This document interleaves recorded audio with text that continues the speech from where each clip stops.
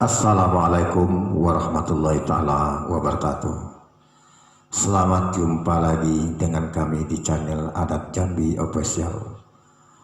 Balai Adat tentang Hasanah Melayu Pucuk Jambi Sembilan Lurah. Kajian tentang seloko, tradisi, budaya, hukum adat, etika dan lembaga.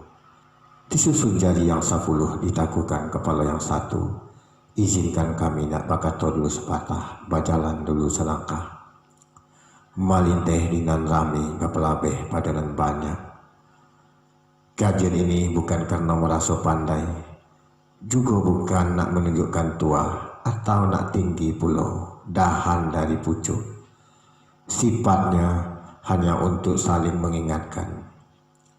Bak kata orang tua, hidup perlu ingat, mati perlu amal.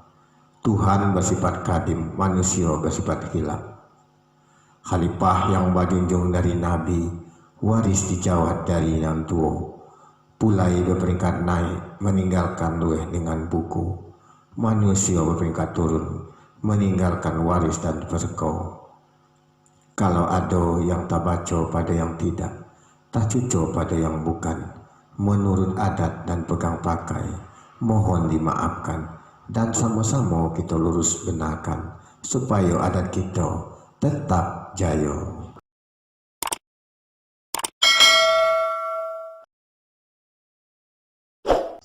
Salam takzim untuk pencinta adat budaya. Pencinta adat budaya yang budiman, kalau Anda pergi menghadiri undangan pernikahan atau masuk lek kata orang Limun, jikalau kita datang di antara pukul 9-10 pagi, seringkali kita menyaksikan ada pendopo adat di halaman rumah.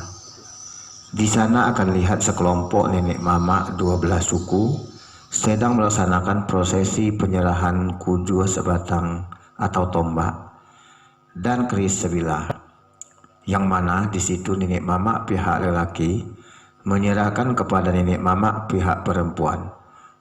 Menurut pegang pakai atau tradisi orang di Kecamatan Limun, kalau ada pendopo tempat acara tagih adat, ini berarti tingkatan lek negeri. Pergelaran lek negeri adalah sebuah hajatan besar dengan memotong kerbau. Seberapa pentingkah acara ini menurut tata nilai dalam adat dan pegang pakai bagi masyarakat adat di Kecamatan Limun, khususnya wilayah Limun Tengah? Mari kita ikuti alur tentang prosesi acara tersebut. Kalau bahasa adatnya, menempuh tanjung yang berkelok melewati pulau yang berliku.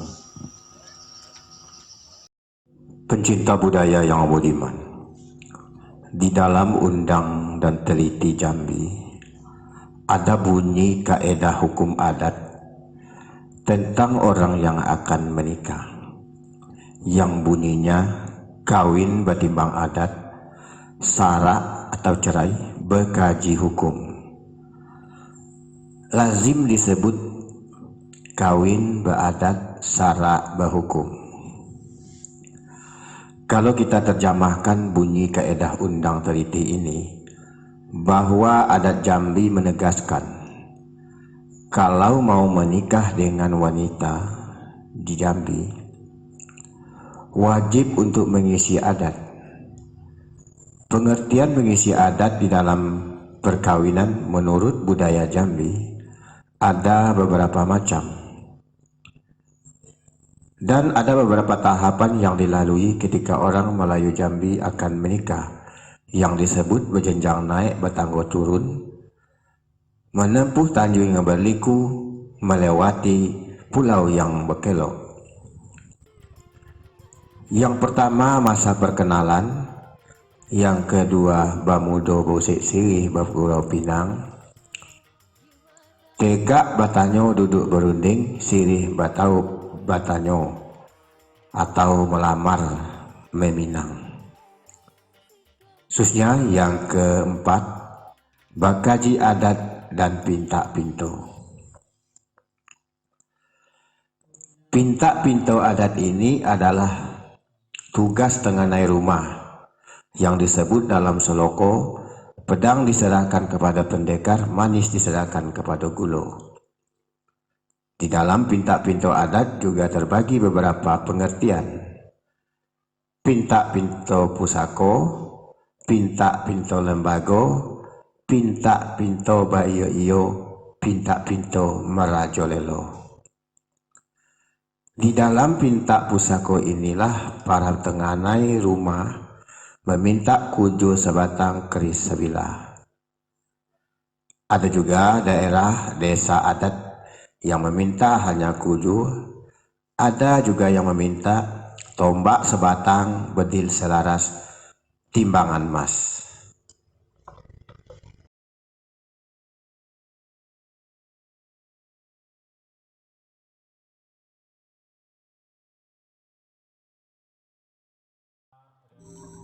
Nenek mama suku sebelah, sebelum kita melangkah ke jenjang selanjutnya,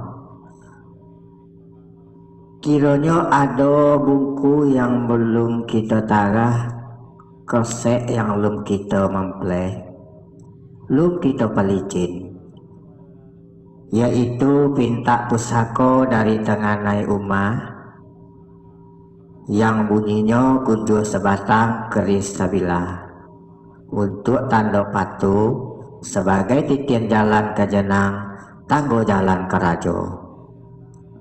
Yang mana pinta pusaka nan iko kok pinta lum boleh kena lum berlaku. Itu dulu nenek mama. Baiklah nenek mama suku dan sebelah, mano yang nenek mama sampaikan lah bakato bak buah benah menurut adat dan perko. Kalaulah macam itu nian bunyi adat dan pegang pakai kita, adat dan lazim dipakai syarak dan kawi yang kita junjung. Kami dak nak mengupak adat menyumbang pusako yang dak patuh dengan adat. Yang kini kami serahkan pinta umah metenganai tadi nenek mama. Tanda patuh anak buah kepenakan, tanda kami menyerahkan anak buah penakan kami runding dengan bicaranya. Ikolah kuju sebatang keris sabilah, titian jalan ke jenang, tanggo jalan ke rajo. Tinggi pusako rajo dijuluk dengan kuju sebatang, rendah pusako rajo disauk dengan keris sabilah. Minta diterima nenek mama. Terima kasih nenek mama suku sebelah. Pinta yang sudah berlaku kenaklah boleh. Kini terang dilare, nyata di alam bahwa nenek mama suku sebelah sudah menyerahkan kuju sebatang keris sebilah, tanda orang Semondo yang berdaulat. Secara simbolis, kuju diserahkan kepada tenganai rumah sebagai tanda patuh ke rumah tenganai orang Semondo yang harus patuh kepada adat dan pegang pakai. Keris diserahkan kepada nenek mama yang dipimpin kepala desa sebagai pemangku adat, simbol tanda patuh kepada arah ajum nenek mama tua kampung, minta dikurung petang dilepeh pagi. Semasa dulunya kuju diikat di tiang tengah rumah dan dibuka 3 hari setelah acara lek selesai. Ini sebagai simbol rumah yang bertenganai tanggo yang mama, rumah sekato tenganai kampung sekato tuo. Orang Semondo harus patuh dengan aturan dalam adat, sekalipun anak raja penakal sultan, dari pangkal rumah hingga ke ujung rumah tetaplah namanya orang Semondo. Berlainan wewenang. Ketika kita duduk di dalam rumah bertenganai, tak boleh lantai melebih bendul. Kalau lantai melebih bendul, menyabik kain. Begitulah kata di dalam adat. Sampai di sini kami ingin menjelaskan karena ada beberapa pertanyaan dari pengamat budaya Jambi tentang prosesi ini. Seringkali orang menyaksikan prosesi acara penyerahan tanda patuh ini. Setelah selesai acara tersebut, kemudian diambil dibawa kembali oleh orang adat pelaksana prosesi acara tersebut. Perlu kami jelaskan di sini, prosesi acara ini berwujud dan berhakikat. Mana wujudnya? Sudah disaksikan oleh orang banyak yang dikatakan adat, dak basuluh batang pisang, kita basuluh matahari, bergelanggang mata orang banyak. Wujudnya, kujua dan keris sebagai simbol tanda patuh sudah diserahkan kepada tenganai dan pemangku adat, dan hakikatnya seperangkat tanda patuh tersebut sudah diterima oleh nenek mamak sebagai bola jari penyambung lidah dari tenganai dan pemangku adat setempat.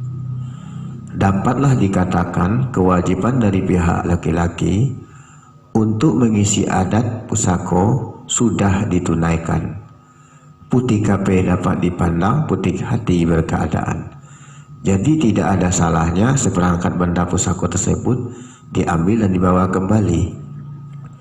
Karena sebelumnya pihak laki-laki menyerahkan perangkat tanda patuh tersebut sudah membayar uang tebusan kepada pemangku adat dan nenek mamak. Artinya benda pusako tersebut kembali menjadi milik nenek mamak dan pemuka adat. Kemudian kujua dan keris tujuannya pihak laki-laki bukan mengisi adat kepada pihak perempuan, tetapi untuk nenek mamak pemangku adat sebagai simbol tanda patuh dengan adat. Hidup dikandung adat, mati dikandung sara. Kujua sebatang dan keris sebilah inilah yang dinamakan pintak pusako. Uang adat yang menjadi hak perempuan adalah pintak lembago, yang nantinya kalau ada kesempatan kesehatan di lain waktu akan kami uraikan mana yang dikatakan pintak lembago. Tentang pintak-pintak ini cara penyampaiannya berbeda-beda di lain desa atau dusun-dusun. Ada tenganan yang minta uang lembago lebih dahulu.